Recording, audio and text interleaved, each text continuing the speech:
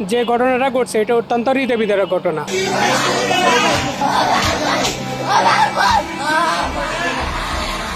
রায়পুরের মানুষ এই হত্যাকাণ্ডের তীব্র নিন্দা জানাচ্ছি।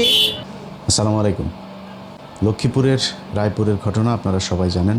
মর্মান্তিক একটি হত্যাকাণ্ড। পুরো পরিবারের 5 জন সদস্য, তার মধ্যে 4 জনকেই হত্যা করা হয়েছে এবং একমাত্র ছেলে সে জীবিত আছেন।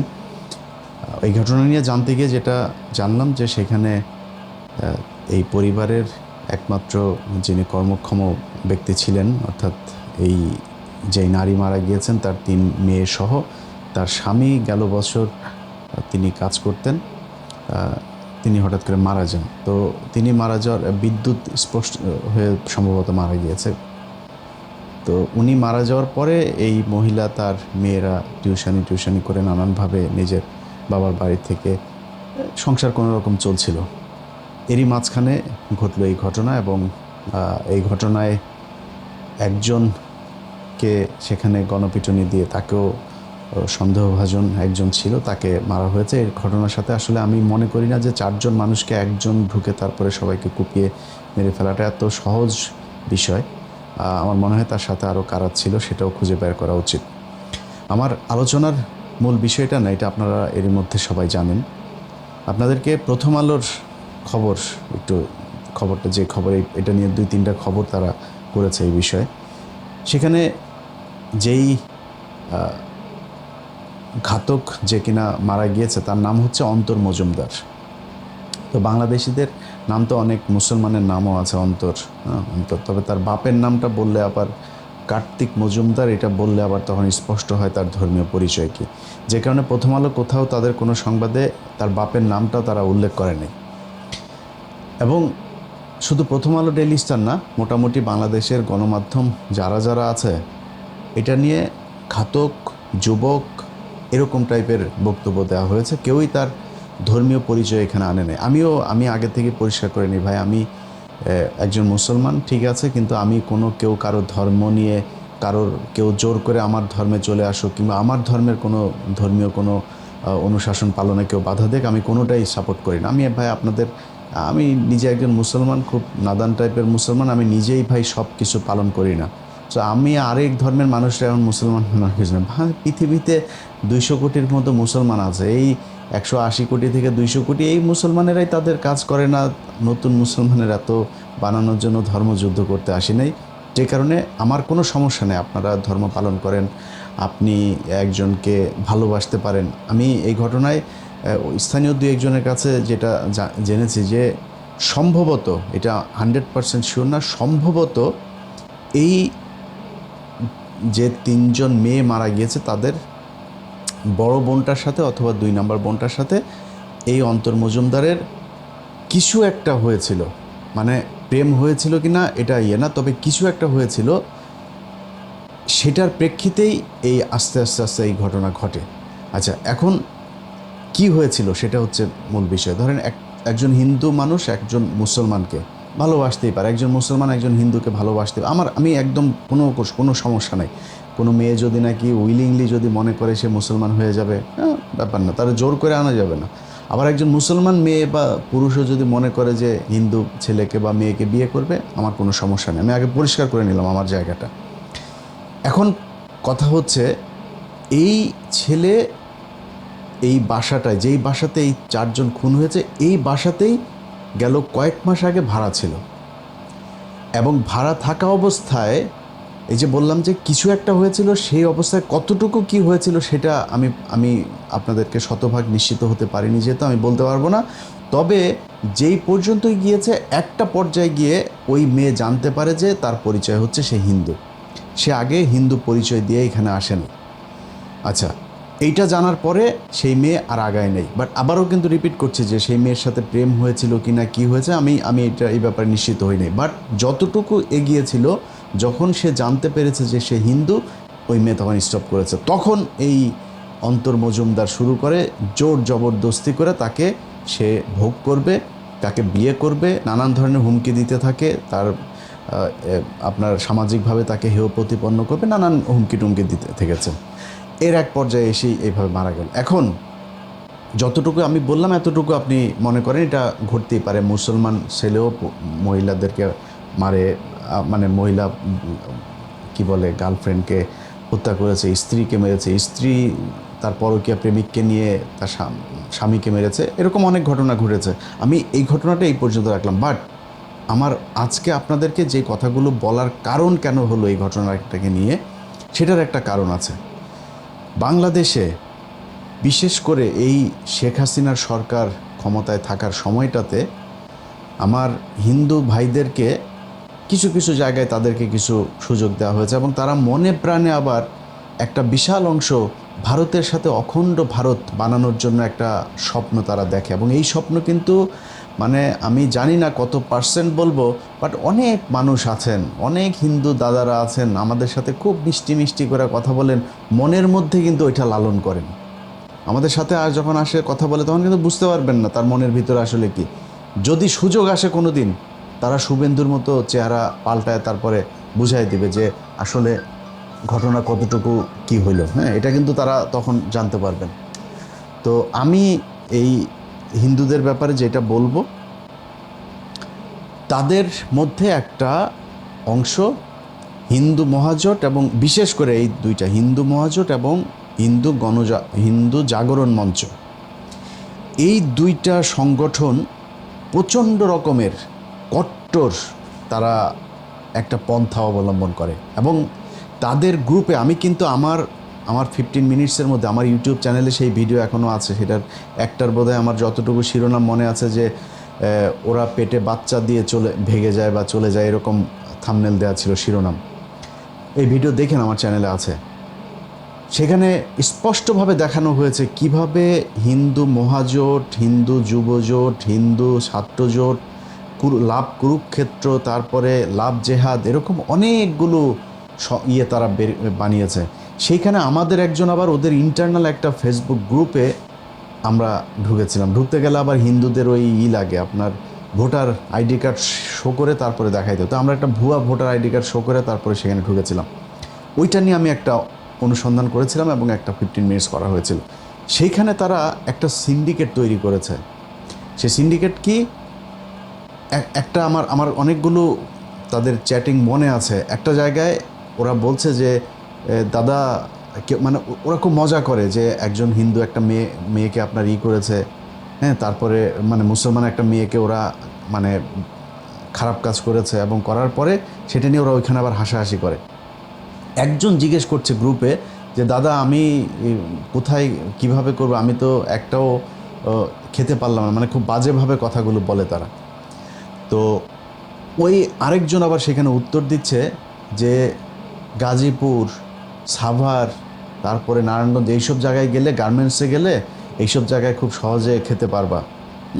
মানে ওই জায়গায় একটু গরিব মেয়েরা, তারা ওই যার সাথে হয়তো সম্পর্ক হয়তো না বুঝেই সম্পর্ক হয়ে গিয়েছে, কার কোথায় বাড়ি সেটাও যেভাবে পরিচয় দিয়েছে সেইভাবেই হয়তো ওরা বিশ্বাস করেছে, এইভাবে তারা আর নাম পরিবর্তন করে, ভোটার আইডি কার্ড পরিবর্তন করে, এইসব করে তারা এই বিভিন্ন জায়গায় গিয়ে করে মুসলমান পরিচয় দিয়ে প্রথমে সম্পর্ক করে, এরপরে বিয়ে করে, 2-3টা বাচ্চা হয় বা একটা বাচ্চা হয়, তারপরে সেই মেয়েটাকে কিছু কিছু ক্ষেত্রে আবার এই সন্তান দিয়ে ডিভোর্স দেয়, কিছু কিছু ক্ষেত্রে এই মেয়েদেরকে আবার এরকম, আমার ওই প্রোগ্রামেই ছিল, ভারতে নিয়ে গিয়েছে, ভারতে নিয়ে সেখানে আপনার পতিতালয় পর্যন্ত বিক্রি করে দেওয়া হয়েছে, এরকম ঘটনা ঘটেছে।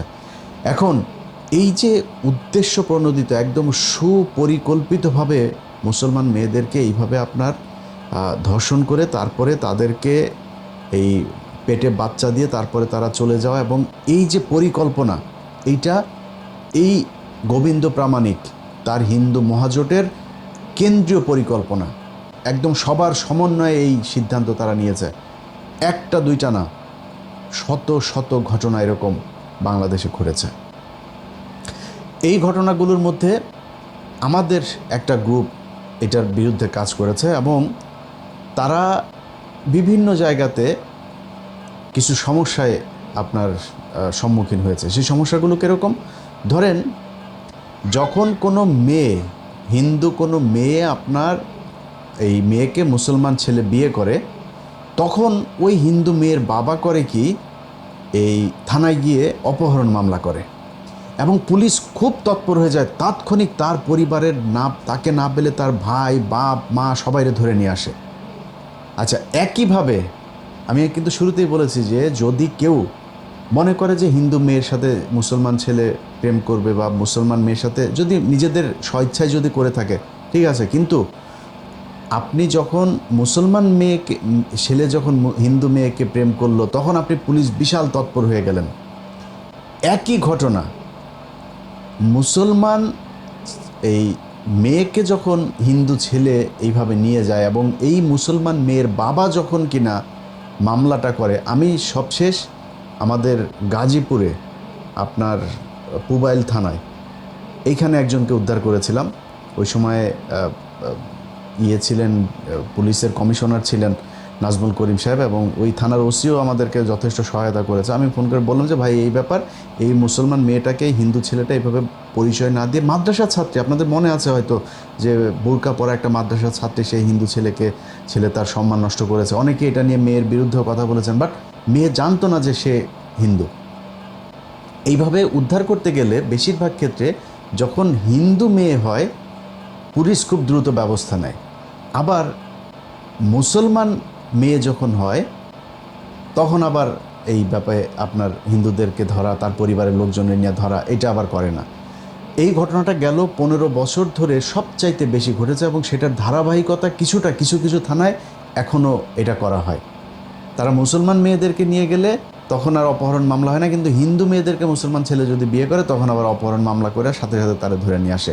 এই ঘটনাগুলো ঘটছে কারণ হাসিনার সময় এই প্রশাসনটা এমনভাবে হয় ডিসি, না হইলে এসপি অথবা সার্কেল এসপি অথবা 2-3 থানার ওসি, সব তাদের এই চক্রবর্তীদের লোকজন এখানে থাকতো। এইভাবে তারা যখন যেই সমস্যায় পড়েছে সাথে সাথে তারা এই জিনিসগুলোতে এইভাবে এই মুসলমানদের বিরুদ্ধে কাজ করত। অতএব এই ঘটনাগুলোর প্রেক্ষিতে আমরা এই সবশেষ এই যে রতন মজুমদার যে ঘটনা ঘটিয়েছে, কার্তিক মজুমদারের ছেলে, আমরা মনে করি এই রতন মজুমদারের যেই আশপাশে যেসব লোকজন, তার যে চলাফেরা, তার হিন্দুদের, তার ফেসবুকেও সে ওই যে রংপুরের বিষয় নিয়ে ভীষণ রকমের সরব ছিল। তারপরে এই ঘটনার পরপরও তার অনেক বন্ধুবান্ধব এই হিন্দু মহাজোটের এরাই অনেক জায়গায় তারা লেখালেখি করেছে যে এইভাবেই করা হবে, শায়েস্তা করা হবে যদি আমাদের সাথে খেলতে আসো। তো ভাই, যেই ঘটনা ঘটেছে তারে তো গণপিটুনি দেওয়া হয়েছে, তাকে মেরে ফেলা হয়েছে। আমি এই ঘটনার সাথে আরও যারা আছে তাদের বিচার চাই, তাদের দ্রুত ব্যবস্থা নেওয়া হোক। এবং এই যে হিন্দু হলে তারপরে তাদের ব্যাপারে কোনো পরিচয় দেওয়া হয় না, এই একই ঘটনা যদি আজকে একজন মসজিদের ইমাম সাহেব করতেন, প্রথম আলোর নিউজের হেডলাইন হইতো মাদ্রাসার শিক্ষক মসজিদের ইমাম এই কাজ করেছেন। আজকে আমরা কিন্তু সেটা পাইনি। সো গণমাধ্যমের ভূমিকাটা আমরা নিউট্রাল দেখতে চাই। এটা কিন্তু হাসিনার সেই বাংলাদেশটা, এটা মনে রাখতে হবে। আগের মতো অত সুবিধা করে যাইতে পারবেন না। বিএনপির 2-4 জনকে কিনতে পারলেও বিএনপির মানুষজনের মনের ভেতরেও কিন্তু কষ্ট আছে এই গত 15 বছরের। হ্যাঁ, চুরি বাটপারি ছিনতাই মিনতাই যাই করুক, চাঁদাবাজি যাই করুক, ওই কষ্ট কিন্তু আছে। সো খুব সাবধানে এগুলো করতে হবে। আর সবশেষ আমি বাংলাদেশের মুসলমান মেয়েদেরকে একটু বলবো যে আপা, মানে একজনরে পাইলেন আর কাপড় চোপড় সব খুলে দিলেন, এটা করার আগে ওর বাপের নাম কি, ওর বাড়ি কোথায়, ও আসলে কে, এটাকে জানেন। আপনার হিন্দু জানার পরে আপনি তারা বিয়ে করতে চাইলে আপনি করেন, কোনো সময় ভাই আমি খুব লিবারেল, আমি এটা নিয়ে কট্টরপন্থা কোনো জায়গায় যাইতে চাইনি। আপনি যাইতে চাইলে যান, সমস্যা নেই, বাট পরিচয় আগে জানেন। জানার পরে যদি আপনার মনে হায় হায় কী করলাম সব দিয়া তারপরে আপনি তার সাথে, এরকম ঘটনাও ঘটেছে। মানে সে জেনেছে, জানার পরে এখন কি করা, তার অলরেডি একটা বাচ্চা হয়ে গিয়েছে, তখন সে জানলো যে সে হিন্দু, তাকে নিয়ে হিন্দুদের পূজা করায়, তাকে হিন্দু বানানো হয়েছে, তারপরেও তার শান্তি নাই, বিক্রি করে দিয়েছে ভারতে নিয়ে আপনার পতিতালয়ে। সো আপনি বিয়ে করার আগে সে থাকবে কিনা সেই গ্যারান্টি বুঝে তারপরে কাপড়টা খুলে দিন। তার আগ পর্যন্ত আল্লাহর হস্তে একটু হিসাব করে তারপরে যা করার সেটা করে। আর বাংলাদেশের প্রশাসনকে বলবো, ভাই এটা কিন্তু একটা পরিকল্পিত চক্রান্ত। তারা কিন্তু মানে খুব গভীরভাবে তাদের ভেতরে এই পরামর্শ করে তারপরে পরিকল্পনা করে তারা এই মুসলমান মেয়েদের পেছনে লেগেছে। অতএব আপনাদের কাছে দৌড়ায় গিয়া ওই হিন্দুরা যখন যাওয়ার পরে আপনারা সাথে সাথে মুসলমান ছেলের বাড়িতে সব ধরে নিয়ে আসেন, আর মুসলমান মেয়েরে নিয়ে যাওয়ার পরে আপনাদের কাপড় মানে চেয়ারের এখান থেকে পাশা নড়ে না, এই কাজটা পুলিশের কেউ করে না। এরকম যদি কোনো থানার কোনো ওসি টোসি কোনো জায়গায় যদি এরকম করেন, সেটা যদি ভাই আমাদের কান পর্যন্ত আসে, তাহলে আমাদেরও যদি সুযোগ থাকে তাহলে আমরাও জায়গা মতো তখন ধরে দেব। তো আজকের ভিডিওতে যেই মেসেজটা বাংলাদেশের মানুষকে দিতে চাইলাম, ভাই আমরা চরম একটা পরিস্থিতির মধ্য থেকে বাংলাদেশ এই 15 বছরের এই দুঃসহ একটা অবস্থা থেকে করেছে, এবং 15 বছরে আমরা দাদাদের চেহারা খুব সুন্দরভাবে দেখেছি। আল্লাহ হয়তো ভালোর জন্যই আপনাদেরকে এটা দেখিয়েছে, এবং না দেখাইলে এই ভারতীয়দের এই দাদাদের এই চরিত্র কি এটা আমরা বুঝতে পারি। আমরা ওদেরকে সবসময় অসহায়, আহারে, নিরাপরাধ এরকম মনে করতাম। তো হিন্দু ভাইরা, আপনারা আপনাদের ধর্ম পালন করেন, আপনারা হন, মানে আমাদেরকে অচ্যুত একদম মানে খুব টিয়ে মনে করে আমাদেরকে দিয়ে মুসলমান মাইপেন না কিন্তু।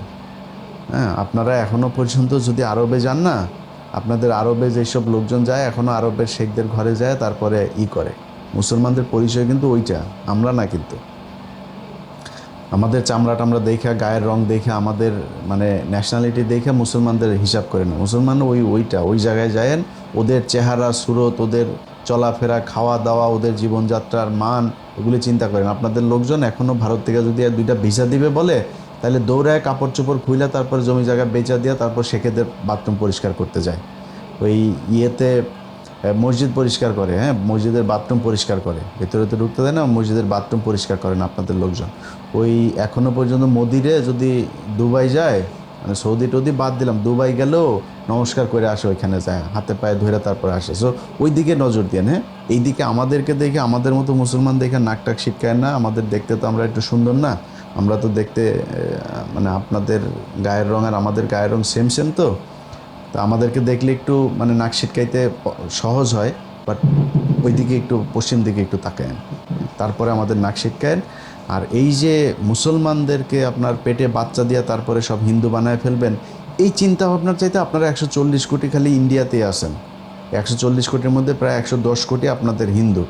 এগুলোরে টিকায় রাখেন, এগুলোরে টিকায় রাখা খুব জরুরি। হ্যাঁ, ওইগুলি কিন্তু ফসকায় যাচ্ছে। আপনাদের ওই ইন্ডিয়াতে কতজন এখন ধর্ম পালন করে, আপনারা একটু করেন।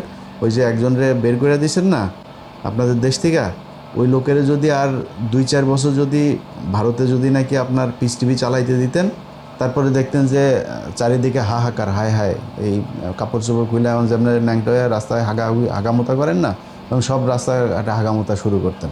খেদাই দিয়েছেন, থাকতে দেন নাই। সো তর্ক যুক্তি এগুলো ধর্মীয় কথাবার্তা বলতে আসি নাই, বাট যেটা বলতে আসছি, ধর্মীয় বিভাজন চাই না। সম্প্রীতির সাথে বাংলাদেশে যদি থাকতে চান, তাহলে চরিত্র পাল্টাইতে হবে। হাসিনার সময়কার সেই চরিত্র নিয়ে এই সময়ে চলা যাবে না, তাহলে কিন্তু সামনে আরও খারাপ পরিস্থিতি আসতে পারে। বাংলাদেশের আলেম সমাজ এবং বাংলাদেশের মানুষ যারা আছেন, আপনাদের কাছে অনুরোধ থাকবে, ভাই এই ঘটনাগুলোরই একটু সিরিয়াসলি নিয়েন। এটা এত সহজ না। আমি খালি এটা নিয়ে কথা বলতে গেলে, ওইদিকে বাংলা এডিশন এটা নিয়ে কথা বলতে গেলে না অনেক চাপ উপরে আসে, যেই চাপ আসলে আমি ব্যক্তি একজন, তো যেখানে এই চাপ সামাল দেওয়াটা অনেক কষ্টকর হয়ে যায়। আমি এই মুহূর্তে যে পরিস্থিতির ভেতর দিয়ে যাচ্ছি, আপনারা হয়তো জানতে পারবেন, যদি বেঁচে থাকি তাহলে বলতেও পারছি না অনেক কিছু, হয়তো আল্লাহ যদি বাঁচিয়ে রাখে তাহলে একসময় জানতে পারবেন কি পরিস্থিতি সহ্য করতে হয়েছে। তো আর কত বলবো বলেন, আপনাদের একটু যদি হুঁশ হয় তাইলে অন্তত নিজে কিছুটা রিল্যাক্স ফিল করব। সবাই বুঝেন, এটাই আশা করি। আল্লাহ হাফেজ।